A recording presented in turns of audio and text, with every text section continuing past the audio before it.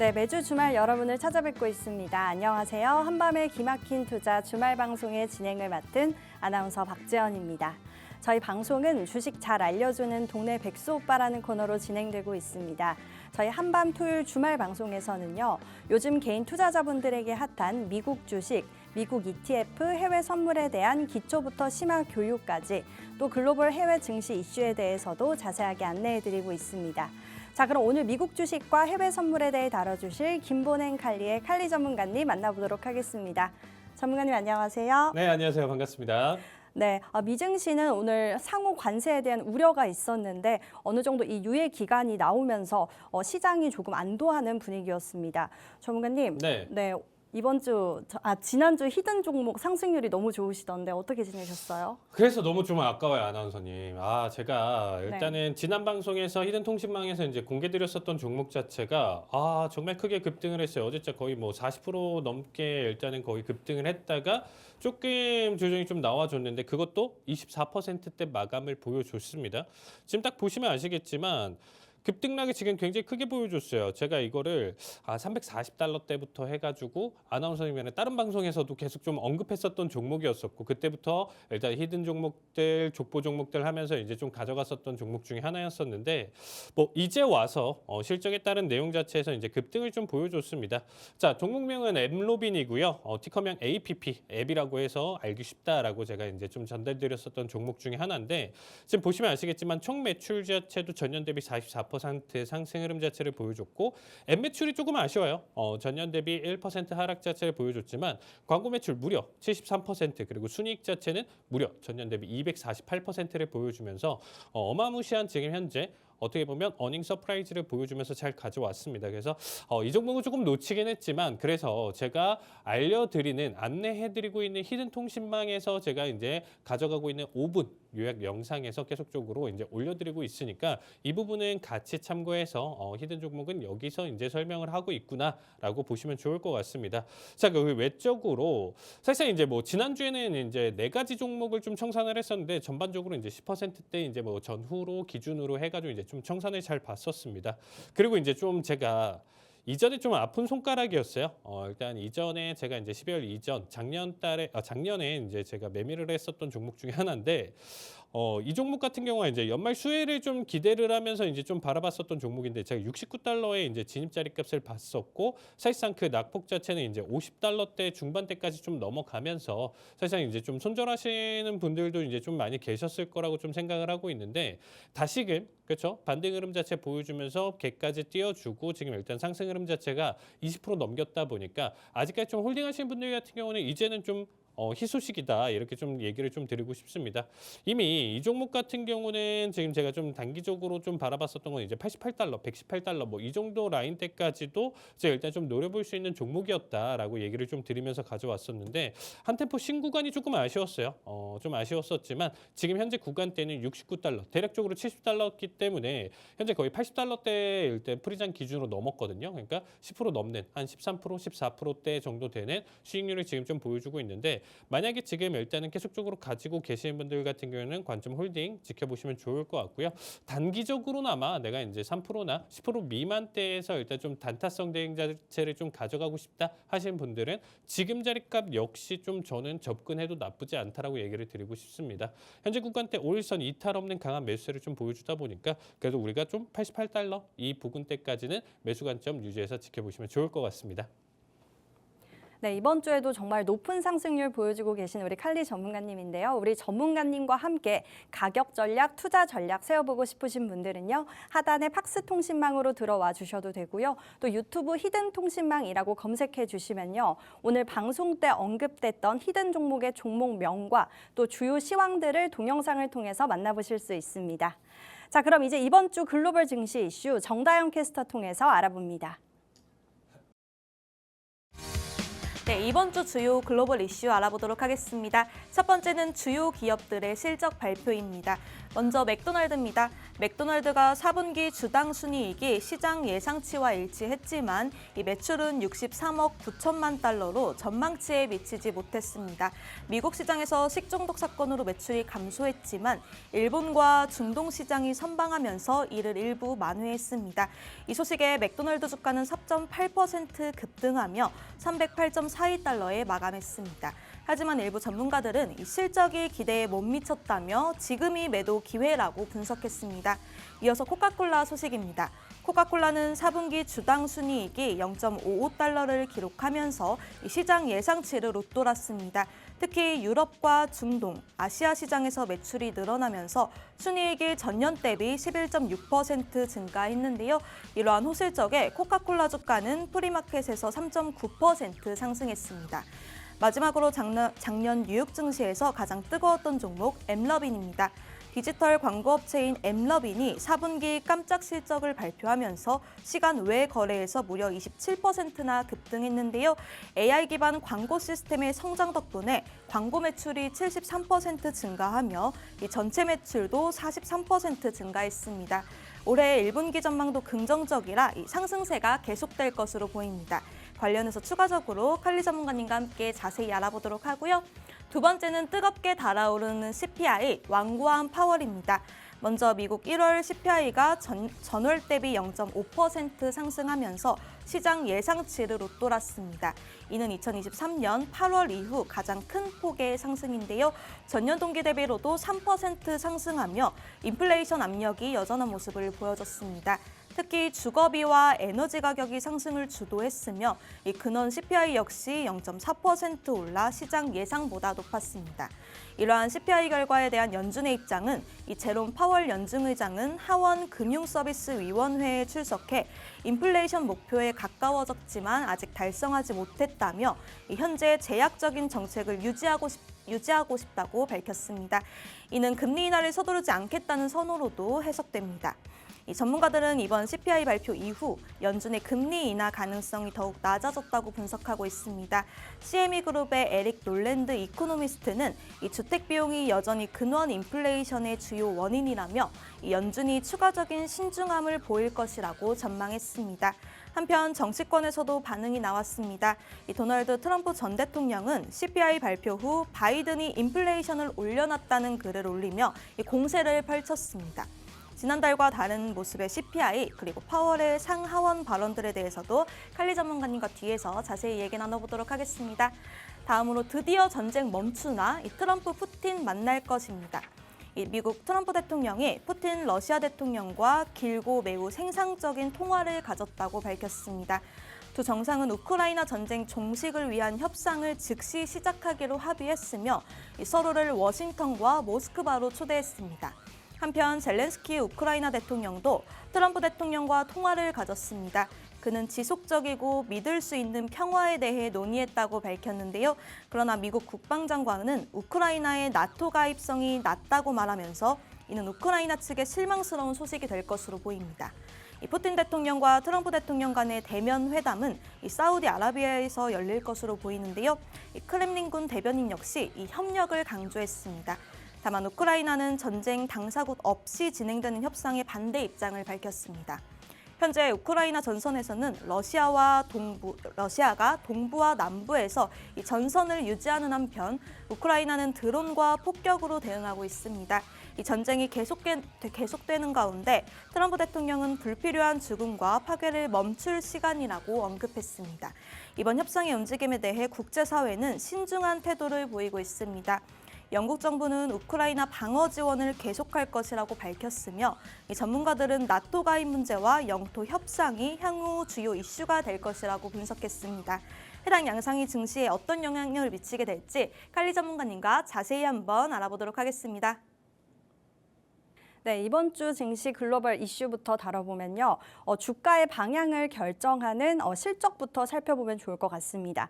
어떻게 보면 이제 시장 투자자분들의 관심이 이제는 조금 더 떨어지는 실적 시즌이 아니었나 싶은데요. 그럼에도 이 거시경제 상황과 연결이 깊은 기업도 있고 또 급등이 나온 기업도 있었습니다. 전문가님, 이번 실적 발표를 우리가 토대로 주가의 방향과 가격 전략 어떻게 세워보면 좋을까요? 자, 일단 좀 생각해 보시면 우리가 시장에서 가장 크게 주목할 수 있는 기업들은 뭘까요? 그냥 기본적으로 M7 기업들, 알고 계시는 메이저 기업들의 실적인 거고, 그 외적으로 본다라고 하면 이제 좀 나머지 기업들은 지금 현재 관심 밖이다라고 생각해 볼 수 있습니다. 워낙 지금 일단 전 세계적으로 투자 과열이 계속적으로 이루어지다 보니까 여기 종목들 위주로 지금 너무 쏠림 현상이 너무 커요. 그러니까 지금 계속 시장 자체가 양극화를 계속적으로 펼쳐주고 지수 자체를 계속적으로 다시금 신고가를 갱신하려고 준비를 하고 있는데 이 모든 내용 자체가 다 탓은 얘네예요. 그러니까 나머지 중소형주라든지 기존 전통주라든지 이런 애들이 강호들이 전통 강호들이 상승을 보여주면서 지수를 이끌었다. 최근에 이런 얘기를 들어보신 분들이 아무도 없으실 겁니다. 그만큼 오히려 M7 외에는 저는 소외주다. 뭐 이렇게 좀 표현할 수 있고 그 외적으로는 얘네랑 좀 관련되고 신기술과 좀 연관된 급등주들 이런 부분들이 지금 좀 살려볼 수 있는 내용인데 자, 한 주간의 내용들을 일단 좀 살펴보신다라고 하면 M7 기준으로는 조금 엇갈린 흐름 자체를 보여주고 있죠. 최근에 계속적으로 반도체 종목들 안 좋았을 때 엔비디아 하락 자체가 굉장히 좀 컸었습니다. 이제 150달러에서부터 뭐 120달러 그 이 언더까지도 이제 급락을 보여줬다가 이제 다시금 반등 보여주면서 이번 한 주는 오히려 이제 좀 반도체 종목들에서 이제 상승 흐름 자체를 보여줬고요. 애플 역시도 사실상 중국 매출에 대한 우려로 계속적으로 꺾여졌었던 내용들 자체 대비 기준으로 실적 발표 이후서부터는 오히려 변동성을 좀 키워가는 반등 흐름 자체를 지금 보여주고 있다라고 보시면 되겠습니다. 그 외적으로는 아직까지 우리가 클라우드에 대한 여파나 내용 자체를 지금 소화시키지 못하고 있는 마이크로소프트라든지 아마존 구글 같은 경우가 지금 하락폭을 키워가고 있고요. 테슬라 같은 경우는 지금 한 주 기준으로는 거의 5% 하락을 보여주고 있지만 최근 2거래일 동안 강한 반등, 상승 흐름 자체를 또 보여주고 있기 때문에 테슬라는 정말 좀 예측하기가 힘듭니다. 워낙 지금 일단 그 전에 가파른 상승을 보여줬다 보니까 그때 당시에 이제 희열을 느끼고 믿음을 가져갔었던 강성 주주들이 지금 현재 다시금 추가 매수세를 지금 또 보여주면서 단기간에 또 급등을 또 보여줄 수 있는 자리라고 생각하고 있습니다. 그래서 테슬라 같은 경우는 워낙 급등락이 심하다라고 생각해 볼 수 있는데 글쎄요, 장기적으로 좀 바라봤을 때는 그래도 트럼프를 안고 있는 머스크 기준으로 좀 본다라고 하면 저는 좀 나쁘지 않다라고 얘기를 드리고 싶습니다. 자, 일단은 이번 한 주는 좀 눈에 띄는 거는 그래도 경기 방어주에서 일단은 상승 흐름 자체를 좀 많이 보여줬고요. 헬스케어라든지 지금 일단 컨슈머 사이클리컬 그리고 인더스트리얼 부분 쪽에서는 이제 조금 약세 흐름 자체를 보여줬다. 이 정도로 좀 봐주시면 될 것 같습니다. 자, 가장 중요한 내용 자체는 좀 실적인데 앞에서도 지금 일단 좀 언급했었고 지난주에도 간단하게 좀 언급드렸었던 내용인데 맥도날드랑 일단 코카콜라까지만 일단 좀 간단하게 설명드리도록 하겠습니다. 자, 맥도날드 같은 경우는 글로벌 시스템 매출 자체가 전년 대비 1%의 상승 흐름 자체를 보여줬고요. 그리고 로열티 회원 대상 매출 자체는 300억 달러로 전년 대비 30% 상승 흐름 자체를 보여줬습니다. 대신에 사실상 실적이 안 좋았다고 평가를 가져갈 수밖에 없는 게 매출 자체가 미국 매출 자체가 1.4%대 감소를 보여줬습니다. 지난 가을에 이제 대장균 검출에 따른 내용 자체 여파로 인해서 사실상 지난 분기에 대한 내용 자체 그 여파로 계속적으로 이어졌었던 4분기 실적에 대한 내용 자체는 사실상 좀 부정적일 것이다. 누구나가 좀 인정할 수밖에 없었던 분위기였다고 보시면 되겠습니다. 그 내용 자체를 안고서도 사실상 실적 자체가 그래도 좀 많이 선방했다라고 지금 좀 판단되는 결과값이었고요. 그 내용에 따라서 지금 일단 맥도날드 같은 경우는 실적 발표 후에 되려 갭까지 띄워주면서 4% 넘는 상승, 4.8% 상승 흐름 자체 보여주고 지속적으로 지금 고점 갱신을 이어가지고 있는 모습입니다. 자, 단기적으로나마 지금 현재 급등 내용 자체를 가져가고 있다 보니까 맥도날드에 대한 추세나 내용 자체는 조금 더 긍정적으로 봐주시면 좋을 것 같습니다. 지난주에도 조금 언급드리긴 했었는데 현재 기준점으로 좀 본다라고 하면 대략적으로 저는 360달러대까지는 아직 좀 여유 있게 바라볼 수 있다라고 생각하고 있습니다. 그래서 맥도날드 같은 경우 지금 현재 추세나 내용 자체를 좀 살펴보신다라고 했었을 때 300 초반, 310달러 지금부터 한 20% 내외, 한 10% 정도까지는 매수 관점 내용 자체 유지하시면서 봐주셔도 괜찮을 것 같고요. 자, 일단은 어닝콜 내용 자체도 간단하게 살펴보시면 24년도 실적 자체는 기대에 미치지 못했지만 미국 내 식품 안전 문제로 인한 부정적인 영향 탓이었다. 대장균 내용 자체 언급까지 가져왔었고 고객의 변화의 요구에 맞춰서 지속적으로 진화할 것 좀 뻔한 내용이었었고 25 25년까지 자본 지출은 증가할 것이고 새 상품 개발에 중점을 두고 있다라는 얘기를 하고 있습니다. 좀 이 내용 자체가 사실상 좀 리스크 내용 자체를 좀 담아둘 수 있는 요소 중에 하나죠. 그만큼 도약을 더 할 수 있는 긍정적인 요소일 것인가, 혹은 차익 실현 매물이 나와줄 것인가, 좀 양방향성 내용 자체를 담아두고 있지만 그래도 저는 이 정도 흐름에서는 지금 현재 전체적인 지수 흐름이라든지 내용 자체로 살펴봤을 때는 맥도날드 흐름 나쁘지 않다라는 얘기를 좀 드리고 싶습니다. 자, 그리고 다음으로는 코카콜라 실적인데 재밌어요. 코카콜라 같은 경우는 지금 데이터상 지금 나와주는 거 보시면 아시겠지만 전체적으로 다 플러스 매출 자체 잘 기록을 했습니다. 글로벌 판매량 2% 상승 흐름 자체 보여줬고요. 매출 역시 전년 대비 기준으로 6% 상승 흐름 자체 보여줬습니다. 거기에 따른 영업이익은 19% 성장 흐름 자체 보여줬고요. EPS 무려 12% 전년 대비 상승 흐름 자체를 보여주고 있습니다. 사실상 이제 코카콜라에 대한 내용 자체를 좀 보시면 실적이 너무 잘 나왔잖아요. 그러니까 사실 핑계댈 필요가 없는 거예요. CEO가 나와서 맥도날드처럼 좀 안 좋은 매출이나 내용 자체에 대한 이유는 어떤 부분 때문이다라고 설명을 하지만 코카콜라는 뭐 설명할 내용 자체가 없어요. 24년 4분기 및 연간 실적을 발표하면서 지금 볼륨 성장과 강력한 유기적인 수익 성장, 매출 총이익이 영업이익 확장을 포함한 긍정적인 결과를 냈다. 그래서 25년에는 유기적 수익 성장률이 6%에 이를 것이다라고 얘기를 했고요. 뭐 가격 믹스 성장률 자체도 이제 9% 성장, 그 외적으로 지금 장기 목표 자체 충분히 도달할 것이다라는 얘기를 하고 있습니다. 뭐 저 역시도 코카콜라의 충성 고객으로서 좀 얘기를 하는데 사실 뭐 끊을 수가 없어요. 어떤 상황 속에서 이제 좀 다시 한번 좀 끊겠다, 탄산을 끊겠다 하더라도 결국에는 다시 돌아오는 게 코카콜라인 것 같습니다. 그래서 장기적으로 봤었을 때는 좀 나쁘지 않고 지속적인 성장 흐름 자체를 보여주고 있고요. 최근에 일단 눌림 흐름 자체가 워낙 가파랐기 때문에 여기 기준 대비 지금 현재 코카콜라도 실적 발표 이후에 맥도날드랑 지금 비슷한 양상 흐름 자체로 급등 흐름 자체를 보여주고 있습니다. 다만 코카콜라는 지금 현재 자리값에서의 급등 내용 자체가 단발적인 힘 자체가 워낙 강하게 이끌어졌었고 그 내용에 대한 트리거나 내용 자체로 좀 살펴본다라고 했었을 때는 당연히 뻔하게 지금 현재 실적에 대한 결과다 보니까 그 영향성이나 내용 자체가 점점 후퇴하는 이후 거래일 동안에서는 단기적인 조정 자리값을 피하기는 조금 힘들지 않을까라는 생각을 하고 있습니다. 되려 코카콜라 같은 경우는 지금 69달러를 가리키고 있는데 저는 정고점인 73달러 돌파는 오히려 74달러 부근대에서 한번 좀 타이밍을 보셔도 나쁘지 않다라고 얘기를 드리고 싶습니다. 맥도날드랑 조금 상반되게 얘는 확실한 더 추가적인 상승 흐름 자체 내용 자체를 살펴보시면서 접근하는 거 추천드리도록 하겠습니다. 네, M7 기업들의 주가 현황을 보면서 우리가 투자해보면 좋을 것 같다라고 해주셨고요. 더해서 맥도날드와 코카콜라까지 눈여겨보면 좋을 것 같다라고 정리해 주셨습니다. 네, 추가적인 내용 필요하신 분들은 하단의 팍스 통신망으로 들어와 주시면 되겠습니다. 네, 다음 질문으로 보면요. 이번 CPI 소비자 물가 지수는 시장이 깜짝 놀랄 만한 수치로 발표가 됐죠. 전월 대비 0.5%, 근원 기준으로는 전월 대비 0.4% 근래 최대 수치로 상승한 모습을 보였습니다. 이에 시장이 깜짝 놀랐지만 그래도 이내 다시 주가가 상승하는 모습을 보여줬는데요. 또 파월 의장이 금융위원회에 출석을 해서 이 인플레이션에 대해서 Great progress, but we are not quite there yet 이라는 말을 하면서 금리 인하에 대한 희망은 조금 희미해진 것 같습니다. 더해서 연준의 파월 의장의 국회 청문회까지 이어졌는데요. 이는 시장에서 그닥 영향가가 있는 청문회가 아니었다라는 이야기도 돌고 있는데 전문가님 어떻게 보실까요? 이번 한 주 정말 힘들었습니다. 이 부분 때문에 제가 정말 밤에 잠을 못 자면서 계속적으로 좀 분석을 좀 많이 했었는데 같이 한번 좀 보도록 하겠습니다. 자, CPI 같은 경우가 결론적으로 그냥 좀 깔끔하게 얘기를 드리면 올랐어요. 그러니까 예상치 대비 기준으로 사실상 이전 예상 대비 기준으로 올랐잖아요. 그러면 올랐으면 거기에 따른 충격을 가하는 게 맞거든요. 왜? 이전에는 떨어졌다라고 해서 환호를 하면서 지금 근 2년 동안 시장을 들어올렸었던 게 이 내용까지 포함이거든요.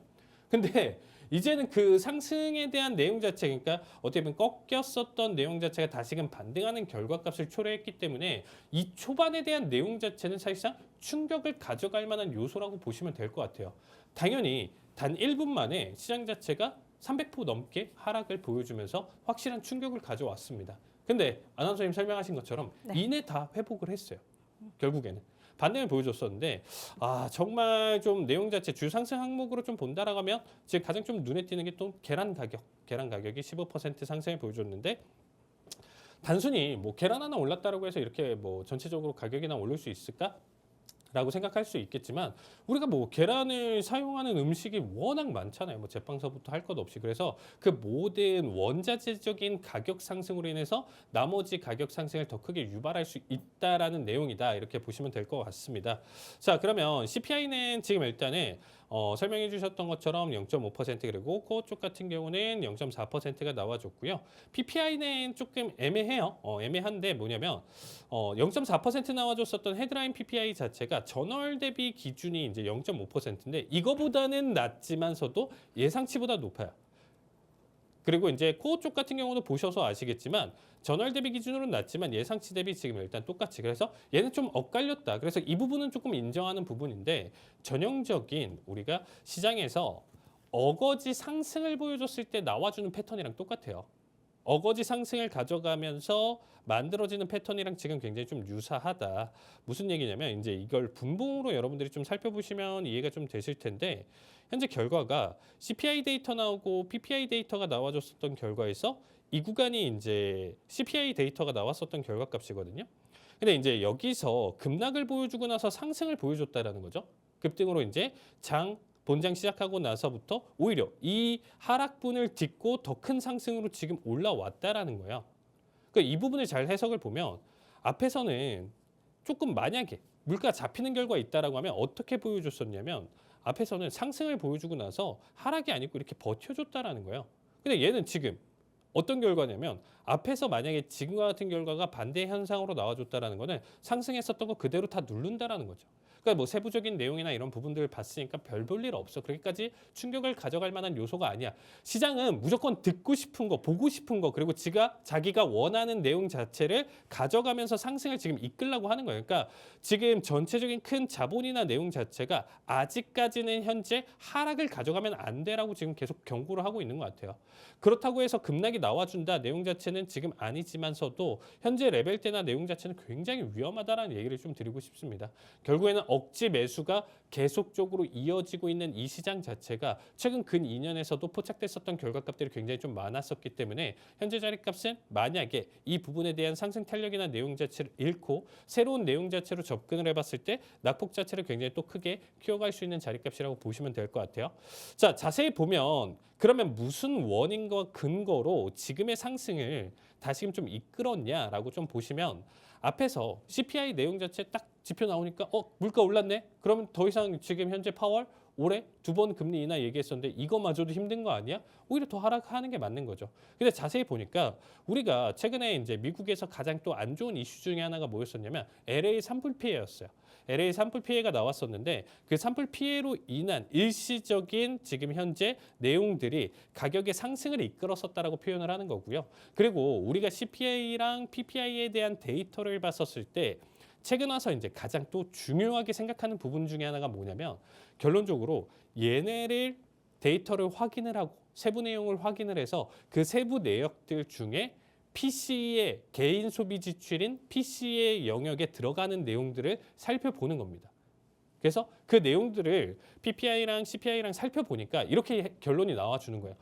CPI랑 PPI 이렇게 올랐어도 변동성 나왔어도 결론적으로 이번 달 나와줄 수 있는 PC 요소에는 그렇게까지 큰 영향을 끼치진 않고 오히려 그 내용 요소에서는 하락이나 내용 자체로도 잡아줄 수 있어 라고 지금 해석을 하면서 끌어올리고 있다고 보시면 될 것 같아요. 거기에 따라서 트럼프에 대한 내용 자체, 기대감 이런 부분들, 전쟁에 대한 종식 이런 부분들까지도 같이 가져가면서 오히려 상승에 대한 내용 자체를 탄력을 가져갔었다고 보시면 되겠습니다. 그리고 이번 파월 청문회에서 보셨듯이 아시겠지만 이번 역시도 이렇게 계속적으로 피해갈 줄 몰랐습니다. 오히려 기자들에 대한 질문 자체는 피해갈 수는 있다지만 국회에 나와가지고 노골적인 질문들을 가져올 거 뻔히 아는데 그 부분 자체를 파월이 좀 영리하게 잘 회피를 하지 않았었나라고 생각을 하고 있습니다. 그래서 시장에 지금 충격을 가할 만한 요소 자체가 CPI 하나였다라고 보시면 될 것 같고 이 부분 자체 그렇게까지 중요하진 않아. 어차피 상반기 금리 인하 안 가져갈 거야. 단발적인 충격이야.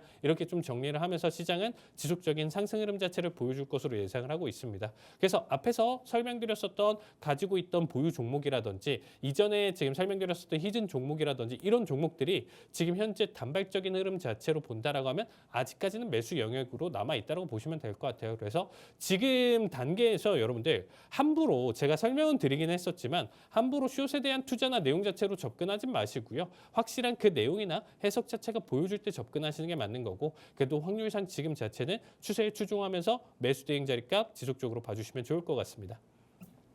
네, CPI 지수 상승으로 인해서 원자재 관련주들이 올라주고 있는데 더 조금 더 올라갈 수 있다라고 정리해 주셨습니다.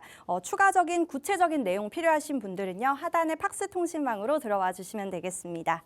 네, 세 번째 질문 보면요. 드디어 길고 길었던 러시아와 우크라이나 전쟁이 이제 종점을 향해 가고 있습니다. 트럼프가 직접 나서서 푸틴과 그리고 젤렌스키 사이를 중재하는 모습을 보였는데요. 사우디 왕세자의 입회하에 조만간 푸틴과의 회담을 준비하고 있다고까지 언급을 했습니다. 전문가님, 이 네. 러시아 우크라이나 종전에 앞서서 저희가 어떤 걸 좀 전략을 세워야 될까요? 정말 많겠죠. 러시아, 네. 우크라이나 종전에 따라서 우리가 또 수혜주로 또 바라볼 수 있는 거. 사실상 제가 방송을 하면서 러시아, 우크라이나 전쟁이 그때 당시에도 이제 시작이 되면서 사실상 이제 전쟁 관련주로는 우리 본부장님이랑 얘기를 했었던 게 뭐냐면 이걸로 우리가 어떤 수익을 얻으려고 노력하고 이런 행위는 하지 말자. 왜냐면 전쟁으로 사망하고 막 지금 사실 안 좋은 이슈가 있는데 이거를 막 어떻게 보면 기회 삼아서 막 투자를 생각하자 이건 아니지만 그래도 우리가 글로벌 큰 흐름이나 내용 자체는 좀 알아둬야 되는 부분 중에 하나잖아요. 그러니까 어떻게 보면 이 전쟁이 당연히 발발하면 안 되는 거고 오히려 저는 이번 트럼프 당선으로 인해서 저 역시도 기대감이 굉장히 좀 큽니다. 오히려 종전이 된다라는 거는 전 세계적인 평화나 내용 자체를 좀 살펴봤을 때는 당연히 이쪽으로 좀 방향성이 가야 되는 부분 중에 하나고 결국에는 이제 종전 관련 이슈로 본다라고 하면 이제 좀 많은 분들이 생각할 수 있는 부분 중에 하나가 당연히 이제 좀 폐허가 된 우크라이나에서 이제 어떻게 보면 건설 관련주들을 좀 많이 보실 거예요. 그러면 일단 뭐 건설 관련주 여러 가지가 있는데 중장비들이 투입이 될 가능성이 굉장히 높겠죠. 만약에 그냥 뭐 우리가 알고 있는 뭐 곡괭이나 이런 거 들고 가서 여기 있는 내용 자체를 복구하기는 힘들 거 아니에요. 그러니까 현대 기술에 맞춰서 어떻게 보면 복구가 좀 가능성 있는 내용들을 좀 살펴봤었을 때는 뭐 캐터필러라든지 이런 종목들 같은 경우가 단기적으로 좀 수혜를 볼 가능성이 높다라고 보시면 될 것 같고요. 저는 이번 전쟁을 통해서 그래도 좀 계속적으로 좀 지켜봤었던 부분 중에 하나가 뭐냐면 새로운 또 기술 발전이 되지 않았나라는 얘기를 좀 드리고 싶습니다. 자, 아나운서님 네. 어떻게 보면 지금 우리가 역사적으로 좀 살펴봤었을 때 가장 큰 과학기술의 발전 시기, 가속화되는 시기가 언제였다고 생각하세요?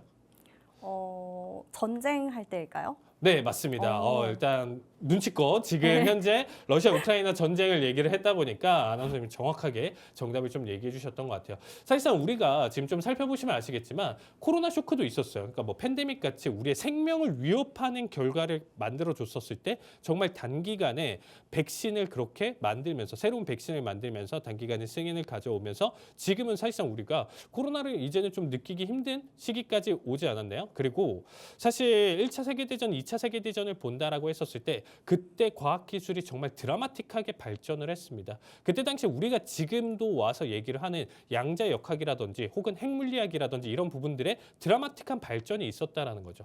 그러니까 결론적으로 어떻게 보면 저도 그거는 좀 공감하는 게 뭐냐면 이런 거죠. 우리가 평소에 어렸을 때부터 쭉 공부를 해왔고 뭐 대학교까지 이제 공부를 했었을 때 이제 본인들도 느끼실 거예요. 어떤 걸 느끼시냐면 혼자 그냥 자율적으로 공부해라라고 하면 1시간이고 뭐 10시간이고 공부는 하는데 막 효율이 안 늘어요. 근데 뒤에서 갑자기 막 몽둥이로 때리는 사람이 있고 너 이거 틀리고 뭐 1시간 안에 못 외우면 맞아. 혹은 뭐 칼로 찌른대요. 만약에 이제 극단적으로 표현을 하면 그러면 인간은 거기서 갑자기 이제 초인적인 힘을 발휘를 하면서 집중을 하면서 그 말도 안 되는 시간 안에 암기를 이어간다라는 거죠. 이런 부분들이 전쟁, 즉 목숨과 연관지어 있는 이런 상황 속에서 단기간에 빠른 어떻게 보면 초인적인 능력이 발휘된다라고 보시면 될 것 같습니다. 이 내용이 어떻게 보면 저는 가장 큰 발전이 있었던 부분 중에 하나가 뭐였냐면 드론 사업이었다고 생각을 해요. 드론. 영상을 좀 많이 보신 분들은 아시겠지만 지금 전쟁에서 가장 큰 무기로 활용됐었던 게 드론이에요. 네. 드론 폭파라든지 뭐 운영이라든지 이런 부분들이 굉장히 좀 많은 발전이 이루어졌었는데 네. 사실 이게 전쟁에 대한 수혜나 내용 자체라고 좀 봐야 되겠죠. 그전에도 우리가 드론 사업은 계속적으로 이어졌었지만 이런 식으로 지금 일단은 어떻게 보면 또 드라마틱하게 한 번 더 크게 레벨업을 했다라는 거죠.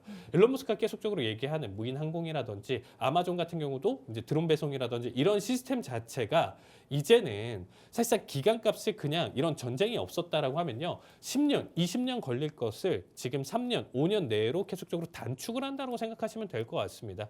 그만큼 전쟁이라는 내용 자체가 이런 부분에서 굉장히 큰 시간을 단축하고 있는 결과값이라고 보시면 될 것 같아요.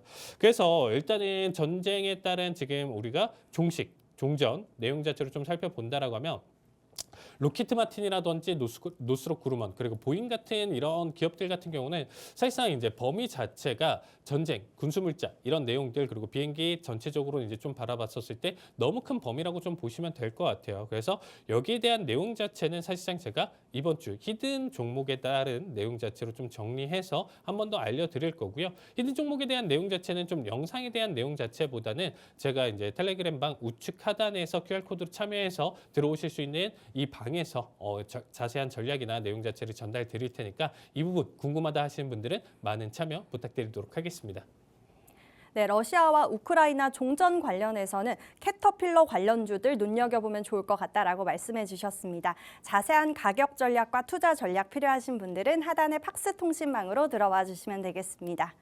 네, 이어서 이번 시간은요. 해외 주식에 관심은 많은데 너무 어려워서 접근을 못 하셨거나 아니면 입문은 했는데 우리 어려워서 아직도 시작을 못 하셨거나 하시는 분들을 위해 시작해드리는 해외 주식 기초 5분 시간입니다. 전문가님, 오늘은 어떤 주제로 들고 오셨을까요? 자, 한동안 제가 ETF에 대한 내용 자체를 계속적으로 가져가고 있습니다. ETF가 뭔지에 대해서 설명을 계속적으로 기초적으로 강의를 드렸었고요. 지수부터 그리고 배당주를 노리는 방법, 가장 또 지금 현명하게 배당 투자를 할 수 있는 방법에 대해서도 설명을 드렸었고, 특히나 이제 지난 시간 같은 경우는 제가 골드에 대해서 설명을 드렸어요. 지금 현재 골드 가격이 계속적으로 올라가지고 있고, 사실상 제가 1월만 하더라도 50만 원에 한 돈을 샀는데 지금은 뭐 60만 원 이상 돌파, 지금 더 올랐을 거예요, 계속. 그래서 80만 원 이상 때까지 계속적으로 현재 추세를 강하게 보일 수 있을 만큼 거기에 따른 우리가 꼭 현물을 안 사더라도 현물 사면 좀 아쉬운 게 살 때 팔 때 가격 차이가 굉장히 좀 많이 나기 때문에 거기에 따른 리스크 내용 자체가 만들어질 수 있다라는 거죠.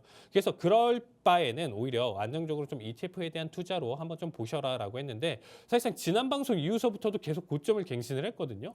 그래서 오히려 상승이나 내용 자체가 아마 거기서 가볍게 투자하신 분들은 계속적으로 수익을 잘 가져가셨을 겁니다. 오늘 준비한 내용은 좀 간단하게 좀 빠르게 설명드리며, 우리가 또 대표적으로 안전자산 또 원자재에 대한 내용 자체로 본다라고 하면 오일을 얘기를 안 할 수가 없죠. 글로벌적으로 이제는 분단위 초단위로 계속적으로 가격 변동을 보고 있는 오일 가격에 대해서 좀 설명을 드릴 텐데, 가장 또 저 역시 선물 대응을 계속적으로 좀 메이저로 가져가다 보니까 WTI 가격에 따른 굉장히 좀 민감도가 굉장히 좀 높습니다. 거기에 따라서 사실상 영향이나 내용 자체가 이제 뭐 나스닥이나 나머지 이제 S&P 지수까지도 영향을 크게 끼치기 때문에 보는 건데, 현재 다시금 이제 70달러대까지 떨어졌습니다. 오일 가격 자체가 트럼프 여파가 굉장히 좀 커요. 79달러대까지 올라왔었던 크루드 오일 가격 자체가 지금 70 초반대까지 지금 떨어졌는데, 사실 이제부터는 여러분들이 판단을 해보는 거죠. 가격에 대한 지금 조정 자리값이 오히려 매수 타이밍에 대한 기회다라고 생각해 보시는 분들도 계실 거고, 오히려 트럼프 압박에 따른 내용 자체에서 하락에 대한 지속성이 있을 것이다라고 판단하시는 분들 계실 텐데, 사실 선물 대응으로 가져갔을 때는 오일 같은 경우가 굉장히 큰 리스크가 좀 많이 있습니다. 마이너스 유가를 가져갈 때도 있었고, 무려 러시아 우크라이나 전쟁 때 120달러대 이상까지도 돌파를 보여줬었던 시기가 있습니다. 그래서 오늘 준비한 내용 자체는 USO, 티커명이 USO입니다. 어떻게 보면 WTI를 지금 일단 추종해서 원유 선물 지수를 추종해서 가져가는 종목이라고 보시면 될 것 같고요. 자, 보수율은 좀 0.7% 좀 높은데, 보수율이 높은 내용 자체는 이게 선물 추종을 하는 종목들 ETF들 같은 경우는 사실상 롤오버 비용이라든지 보수 운영 비용들이 좀 많이 발생하기 때문에 보수율 자체가 좀 높다라고 보시면 되겠습니다. 그리고 이제 배당 자체는 없고요. 이 종목 같은 경우는 지금 일단은 앞에서 보시면 아시겠지만 크루드오일 선물에 대한 내용 자체에서 추종 비율 자체가 합쳐서 무려 42%가 넘는 내용 자체를 가져가고 있죠. 그래서 거의 메이저로 지금 일단은 크루드 오일에 대한 내용 자체를 가져가고 있고 나머지는 이제 어떻게 보면 은행 간의 수합 거래를 가져가는 종목에 따르는 내용 자체 해석으로 봐주시면 될 것 같고요. UCO 같은 경우는 사실상 이제 좀 간단하게 보유 종목 수는 20개로 더 많은데 보수율 좀 더 높아요. 얘는 레버리지 상품이라고 보시면 되겠습니다. 앞에서는 그러니까 WTI 오일 가격이 1% 오르면 1% 수익이 나는 구조예요. 그러니까 $70에서 $77가 되면 1% 수익이 나는데 사실 오일 가격을 계속 보신 분들은 아시겠지만 그 정도의 급등락 나오기가 굉장히 좀 많이 어렵습니다. 10%죠. 10%. 그래서 어떻게 보면 단기적인 큰 수익이나 내용 자체를 좀 살펴보실 분들 같은 경우는 레버리지 2배를 이용하신다라고 했을 때 오히려 $7 정도만 지금 올라와 준다라고 하면 무려 20% 정도의 수익을 가져갈 수 있기 때문에 이 종목 자체 지금 좀 나쁘지 않다라고 좀 보시면 될 것 같고요.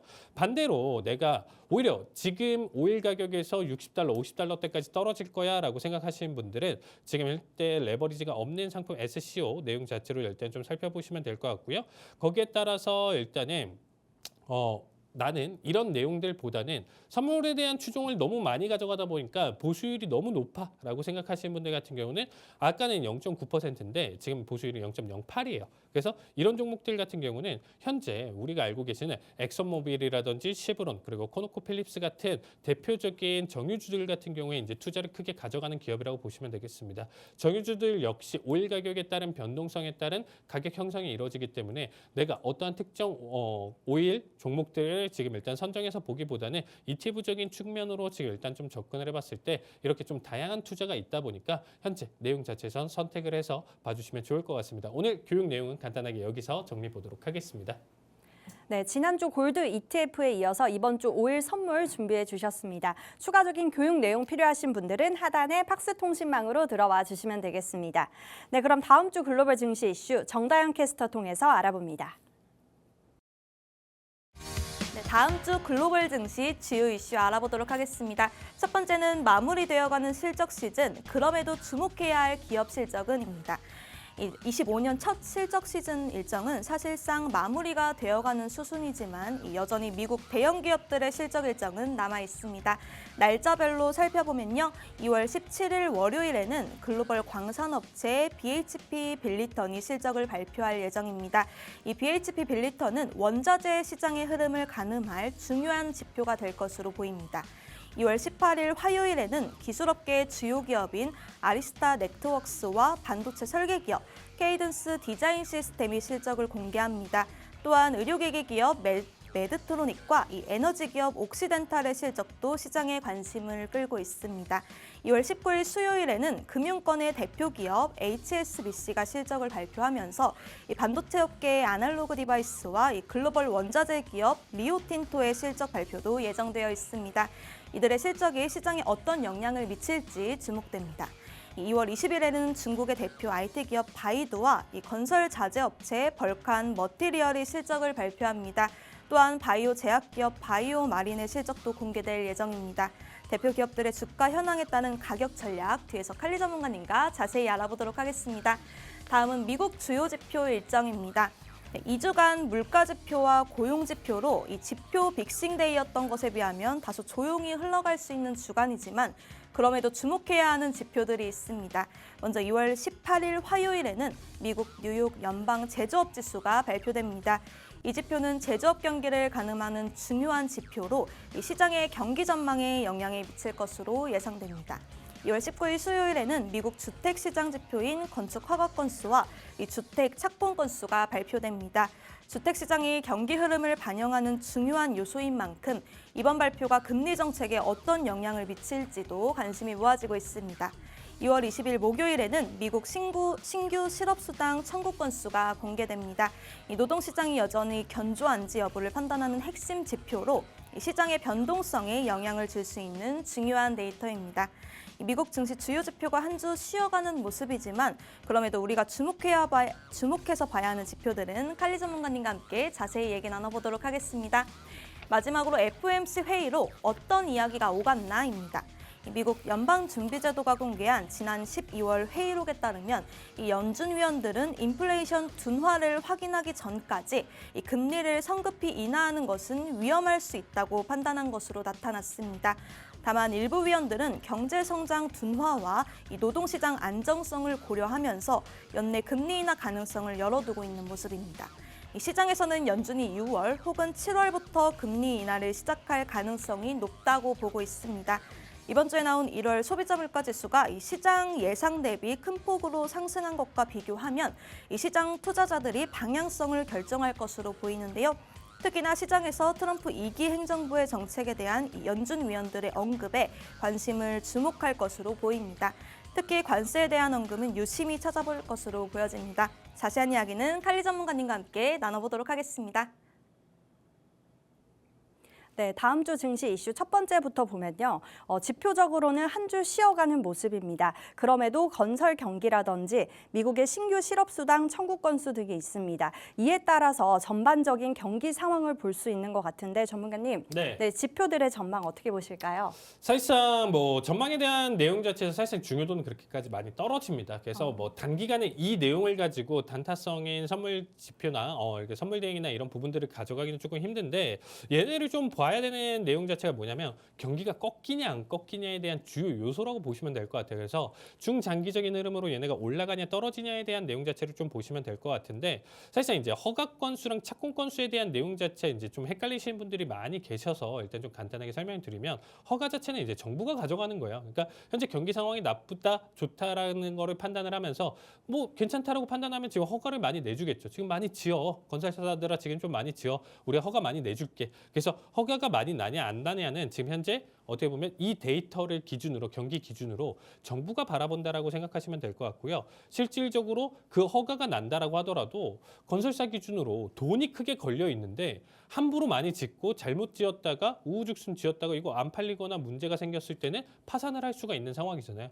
현재 우리나라도 이런 이슈나 내용 자체가 지금 계속적으로 나와주고 있는 상황인데 그래서 착공 같은 경우는 실질적으로 돈을 가져가는 돈을 움직이는 업자들이 생각하는 견해다라는 겁니다. 그러면 둘 중에 뭐가 더 어떻게 보면 신뢰도가 높냐라고 생각해 봤을 때 저는 착공 건수에 대한 내용 자체를 조금 더 신뢰도를 많이 보는 편입니다. 왜냐? 정부 기준으로 우리가 데이터로만 생각하는 게 실질적인 내용이랑 많이 다를 수 있기 때문에 사실상 현재 경기를 보고 우리가 돈과 관련돼서 생각하는 사람과 그냥 막연히 데이터로 보고 판단하는 사람이랑은 보는 방향이나 내용 자체가 달라져요. 그래서 이 내용 자체에 대한 내용은 사실상 단발적인 큰 그림은 좀 어렵지만 채권 건수에 대한 내용 자체에 조금 더 힘을 실어서 봐주시면 좋을 것 같습니다. 네, 현재 경기 상황을 볼 수 있는 지표들을 조금 더 구체적으로 살펴보자라고 정리해 주셨습니다. 네, 바로 마지막 질문 살펴보면요. 시장의 기대를 모았던 파월 의장의 청문회가 생각보다 조용하게 넘어간 것으로 보입니다. 물론 CPI 효과가 더 컸기 때문에 가려졌다라고 볼 수 있는데요. 이번에는 1월 FOMC 회의록이 공개가 되는데 전문가님 이 회의록에서 우리가 어떤 점을 좀 눈여겨봐야 할까요? 사실 이번 내용은 기자회견에서부터 굉장히 좀 많이 피해갔어요. 파월 자체가. 왜냐면 사실상 이런 거예요. 그러니까 간단해요, 여러분들. 왜냐면 이번 파월이 왜 이렇게 좀 무능력하게 별다른 내용 없이 계속 똑같은 소리만 계속적으로 상원 하원에서 똑같은 얘기만 했었냐라고 일단 좀 판단해 본다라고 하면 사실상 앞에 데이터들은 이미 바이든 행정부와 본인들이 일단 좀 만들어냈었던 결과값이었다는 거죠. 이제 1월 달에 취임한 트럼프가 영향을 끼칠 거는 최소 3개월에서 6개월 정도의 데이터 흐름 자체가 만들어지면 그때부터는 트럼프를 뭐 욕을 한다던가 뭐 어떠한 내용 자체에서 꾸짖는다던가 이런 부분들을 할 수가 있는데 사실 지금부터 그 내용의 질문을 받았을 때 트럼프를 비난한다라고 하면 본인 얼굴에 침을 뱉는 거예요. 그래서 오히려 파월은 지금 현재 나와주는 데이터나 내용 자체를 보고 그리고 현재 행정부에 대한 내용 자체에서는 굉장히 말을 많이 아끼고 특히나 질문 회피를 많이 가져갔었다고 보시면 되겠습니다. 사실상 다음 FOMC에 대한 내용 자체도 솔직한 얘기로 뭐냐면 더 이상 뭐 볼 필요도 없다라고 보시면 될 것 같아요. 그러니까 별로 신경 쓸 필요도 없고요. 왜냐하면 상반기 기준까지 지금 금리 인하에 대한 내용 자체는 없고 어떻게 보면 거의 못 박았다라고 보시면 될 것 같아요. 이번 CPI에 대한 결과나 내용 자체로 본다라고 하면 앞으로는 단기적인 변동성 수준만 좀 보여줄 수 있지 이 내용에 따라서 추세를 강력하게 상승이나 하락에 대한 결과값을 만들어내기는 굉장히 좀 힘들 것 같습니다. 그래서 제 기준으로 좀 설명드리면 지금 현재 22,100짜리 값까지 올라와주고 있는 나스닥 지금 흐름인데 다시금 신고가나 내용 자체를 충분히 도전은 해볼 수 있을 것 같아요. 그렇다고 해서 추세를 가리키면서 이 이상 계속 돌파하기보다는 현재 구간대 변동성을 계속적으로 좀 가져갈 만한 시점이다. 앞으로 2달, 3달 정도는 이렇게 좀 보여줄 수 있다 보니까 우리 앞으로의 좀 대응 자체는 굉장히 좀 짧은 단타성 대응 자체를 추천드리도록 하겠습니다. 네, 다음 FOMC 회의록 아쉽지만 크게 주목해봐야 할 점은 없다라고 정리해 주셨습니다. 추가적인 내용 필요하신 분들은 하단의 팍스통신망으로 들어와 주시면 되겠습니다. 네, 그럼 이제 저희 방송의 마지막 코너입니다. 글로벌 마켓 투자의 하이라이트라고 할 수 있는 해외 선물 기초 교육 시간인데요.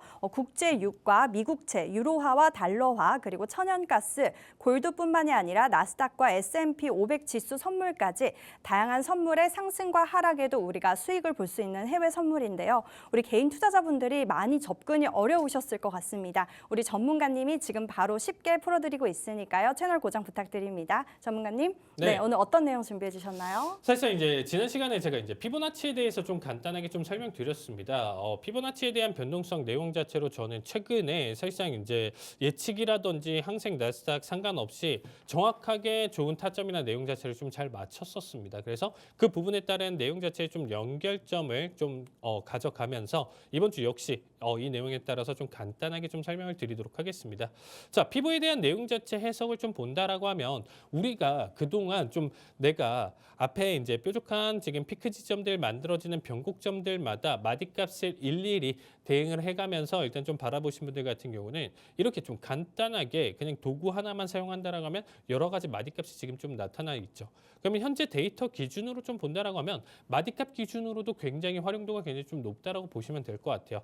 각 사이 구간대에 대한 내용 자체 해석을 보더라도 여기에 따른 수익률이나 내용 자체가 굉장히 좀 커지고요. 이 부분 자체는 비단 선물뿐만 아니라 각각의 우리가 좀 포함시킬 수 있는 종목들에서도 일단 좀 많이 포함된다라고 보시면 될 것 같아요. 그래서 이제 가장 최근에 일단 좀 제가 분석했었던 내용 자체에서 여러분들이 관심 있는 테슬라 기준으로 일단 좀 설명드린다라고 하면요. 현재 테슬라 같은 경우가 100 초반 140달러 부근대에서 무려 490달러까지 이제 480달러대까지 가파른 상승을 좀 보여줬습니다. 거기에 따른 내용 자체에서 트럼프 수혜까지도 받아주면서 탄력을 가져왔었는데 최근 들어서 조정이 나와주고 있죠. 그러니까 강한 상승이나 내용 자체 기준으로 우리가 조정 자리값을 받아봤을 때는 사실상 어디까지 가져갈 수 있냐? 간단한 원리예요. 피보 자리값을 지금 앞에서 가파른 상승 흐름 자체를 바라봤었을 때 각각의 마디값을 또 체크하는 결과값이랑 똑같다라고 보시면 되겠죠. 그럼 이 상승분에 따른 우리가 기본적인 조정이나 내용 자체에서 가장 높은 확률로 지금 좀 바라볼 수 있는 내용 자체가 38.2% 그리고 50%, 61.8% 이 조정 자체는 다우 이론서부터 지금 100년이 넘는 흐름대까지 이어져 있는 데이터상 나와줄 수 있는 자리값이라고 보시면 되겠습니다. 무려 상승을 계속적으로 이어갈 것이다. 이거는 전제 조건으로 있어야 된다는 거예요. 일론 머스크랑 트럼프랑 지금 정권 동안은 계속적으로 오히려 우호적인 관계를 계속적으로 유지할 테니까 상승을 보여주되 사실상 너무 큰 고밸류인 지점과 단발적으로 높은 상황 속에서 조정 자리값을 판단을 해봤을 때 이 도구를 사용해보는 게 굉장히 좀 좋거든요. 그래서 항상 저는 이 세 가지 자리값을 좀 주의 있게 보는 편이고요. 이 내용 자체는 사실상 80%에서 90% 정도의 조정에 대한 효과를 가져가고 있습니다.